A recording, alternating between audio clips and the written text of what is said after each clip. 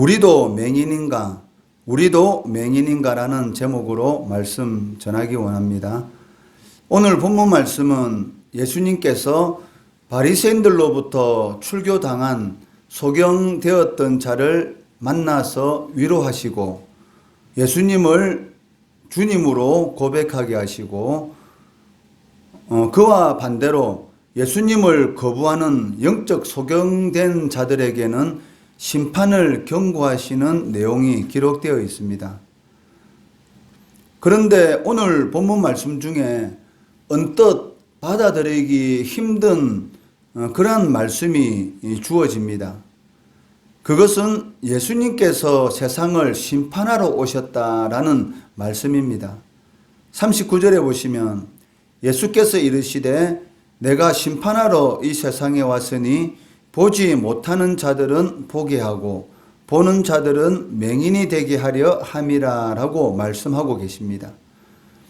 이 말씀은 예수님께서 지금까지 하셨던 말씀과는 모순되는 듯한 그런 말씀입니다. 왜냐하면 예수님께서 공생의 사역 초기에 하나님이 그 아들을 세상에 보내신 것은 세상을 심판하려 하심이 아니요 그로 말미암아 세상이 구원을 받게 하려 하심이라라고 말씀하셨기 때문입니다. 그러나 이 말씀 다음에 이어지는 말씀을 우리는 관가해서는 안 된다는 것이죠. 그를 믿는 자는 심판을 받지 아니하는 것이요 믿지 아니하는 자는 하나님의 독생자의 이름을 믿지 아니하므로 벌써 심판을 받은 것이니라라고 말씀하고 계시다는 것입니다. 하나님께서는 세상을 심판하지 않기 위해서 그 아들을 이렇게 보내셨는데, 그런데 실질적으로는 이 세상을 구원하기 위해서 구원하기 위해서 그 아들을 보내셨지만 믿지 않는 자들은 벌써 심판을 받았다라고 말씀하고 계시다는 것입니다. 이 말씀을 통해서 우리는 하나님의 이 구원 계획에는 양면성이 있다라는 것을 보게 됩니다. 믿는 자들은 구원을 받게 되는 반면에 믿지 않는 자들은, 즉 예수를 거부하는 사람들은 이미 심판을 받았다는 것이죠. 그렇기 때문에 예수님께서 이 세상에 오신 것은 사람들에게 구원의 소식일 뿐만이 아니고 심판의 경고이기도 하다라는 것을 보여주고 있다는 것입니다. 그렇다면 예수님께서는 어떠한 방식으로 심판을 행하시는가? 첫째는 믿지 않는 자들에게는 주님과 분리되는, 다른 말로 한다면 영적 소속을 심판받을 자들에게 소속되도록 하신다는 것입니다. 그래서 그들의 영혼과 삶이 늘 하나님의 진노 아래에 있도록 하는 것입니다. 그들의 삶과 영혼 속에는 하나님의 은혜가 있는 것이 아니라 항상 불안과 공포와 두려움이 자리 잡도록 한다는 것이죠. 그렇기 때문에 이러한 공포와 이러한 불안과 두려움을 없애기 위해서 믿지 않는 자들이 하는 행동들이 무엇입니까? 그러니까 땅에 있는 것으로 풍요로움을 누리려고 하는 그러한 이런 모습을 보이게 된다는 것이죠. 지난 주일이 추수감사주일이었습니다.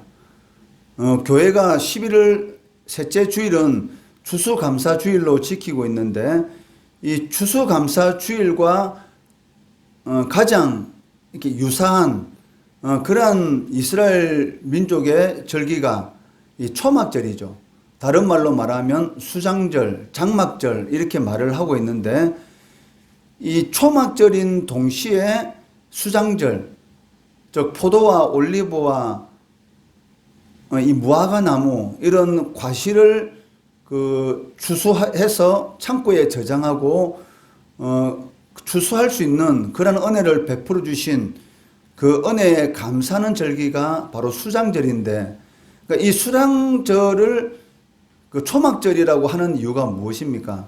이스라엘 백성들이 광야 40년 동안 그 장막 생활을 할 때에 하나님께서 동행하여 주시고 또 지키시고 보하여 주시고 필요한 모든 것들을 공급해 주신 그 은혜에 감사하는 것이 초막절이죠.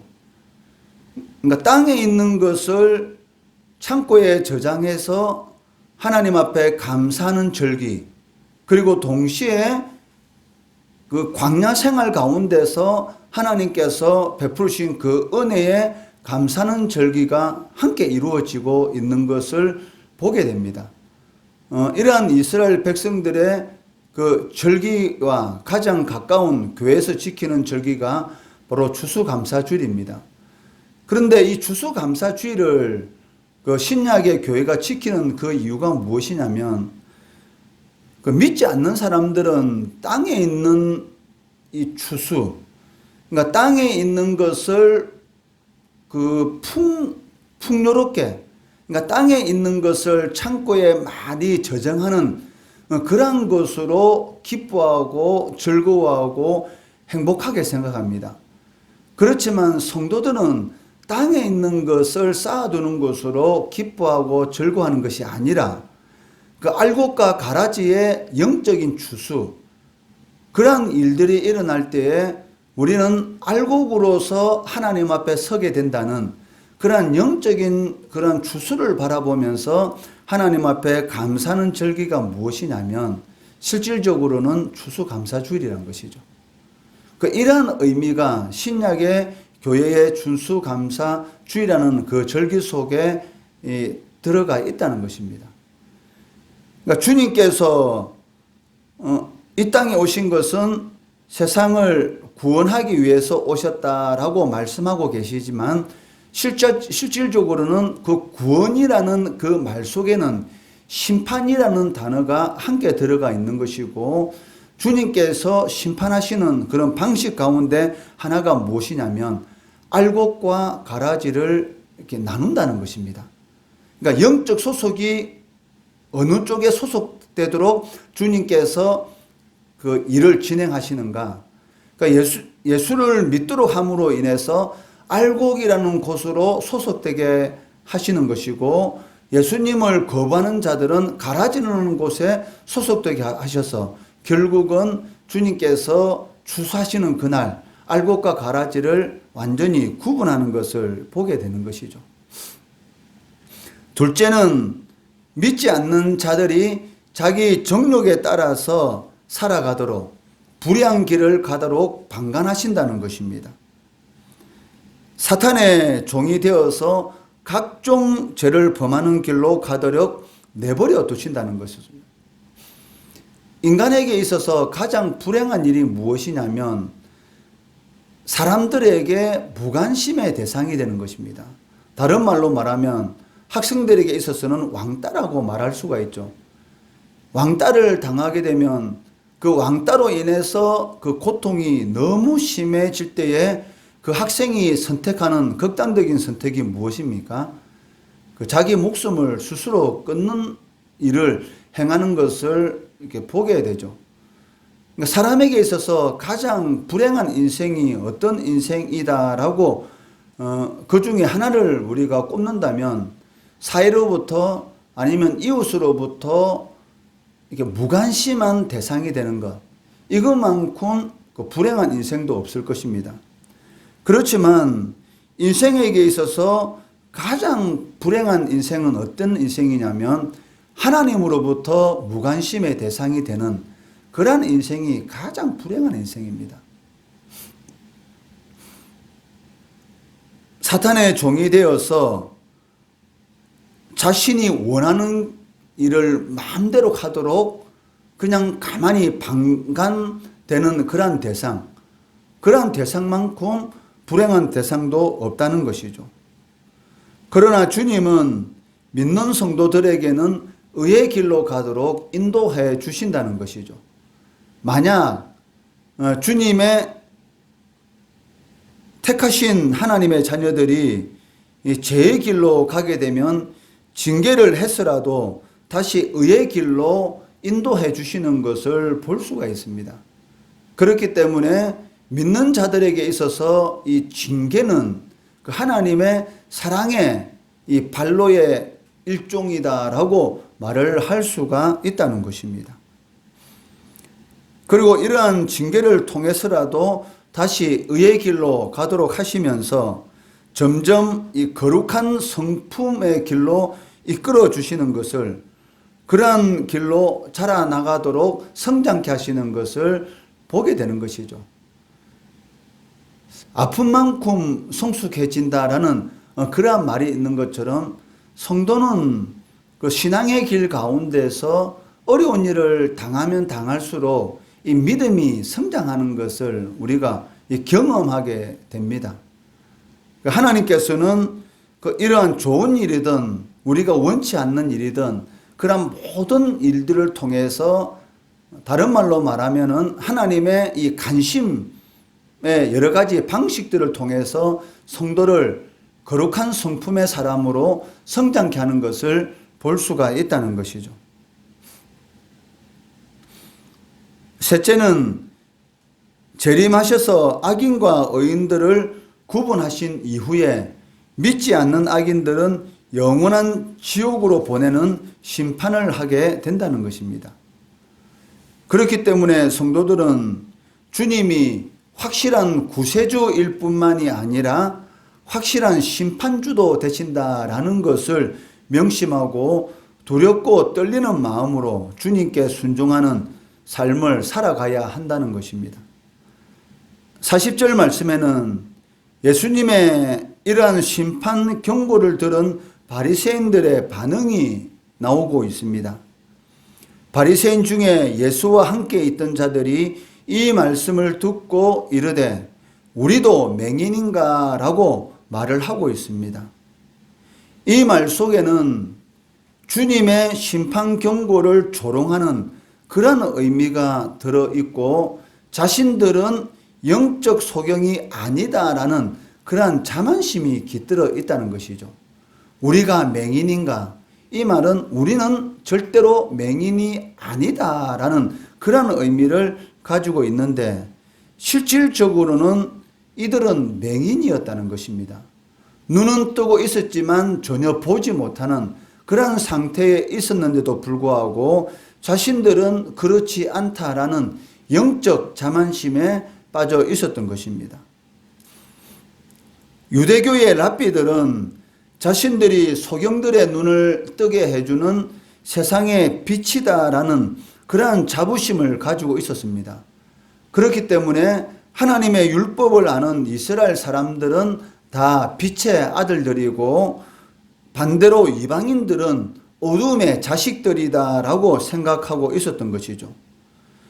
특히 바리새인들은 율법을 가르치는 사람이기 때문에 자신들은 모세의 제자라고 생각하고 있었고, 하나님의 진리를 터득하고 있다라는 그러한 자만심으로 꽉 차 있었던 것입니다. 그러나 사실은 자신들에 대한 엄청난 착각에 빠져 있었습니다. 왜냐하면 만약에 자신들이 모세의 제자이고 율법에 대해서, 그리고 하나님의 진리의 말씀에 대해서 제대로 알고 있었다면 구약 성경이 예언하고 있는 예수 그리스도를 알아보지 못했다는 것은 말이 되지 않는다는 것이죠. 이 말은 모세의 제자가 아니다라는 주님의 말씀이 그들에게 그대로 적용된다는 것입니다. 예수님께서 뭐라고 말씀하셨습니까? 너희들이 모세의 제자가 맞다고 한다면 모세가 행한 일을 그대로 행했을 것이다 라고 말을 하고 있다는 것입니다. 예수 그리스도는 하나님의 영광의 본체시고 형상이 있습니다. 그리고 예수님이 전하는 모든 말씀은 영생을 얻는 진리입니다. 그렇기 때문에 진정으로 하나님의 율법과 진리의 말씀을 알고 있다면 바로 예수가 그리스도라는 것을 알아보는 것이 당연하다는 것이죠. 예수님이 하신 사역들은 죄인들을 구원하시려는 하나님 아버지의 영원한 구원의 섭리였던 것입니다. 이런 것을 알아보는 자들은 이미 사탄의 권세에서 해방되어 있는 존재이고 그리스도께 속해 있다라고 말을 할 수가 있습니다.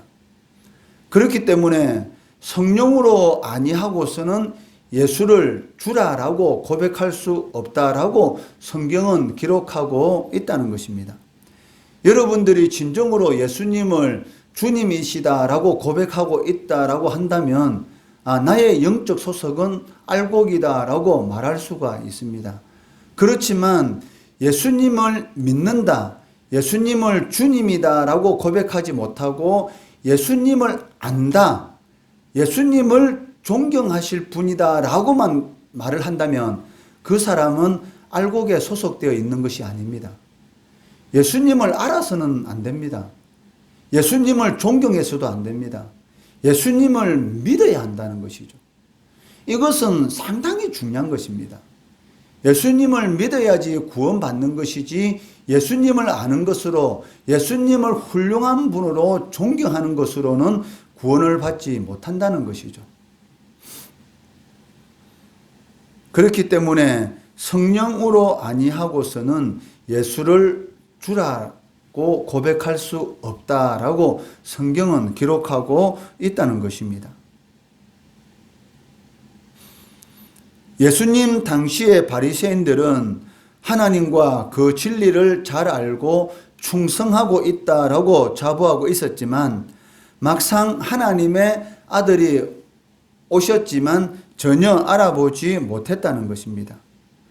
그래서 예수님을 죄인 취급하고 박해하고 끝내는 십자가의 죽음으로 내몰았던 것입니다. 이는 바리새인들이 하나님과 그 진리에 대해서는 맹인이었다라는 사실을 증거하고 있다는 것이죠. 혹시 우리도 이러한 영적 맹인의 상태에 있는 것은 아닌지 늘 자신을 점검해 보아야 합니다. 이 세상에서 비록 좀 잘 먹지 못하고 좀 부족한 환경적으로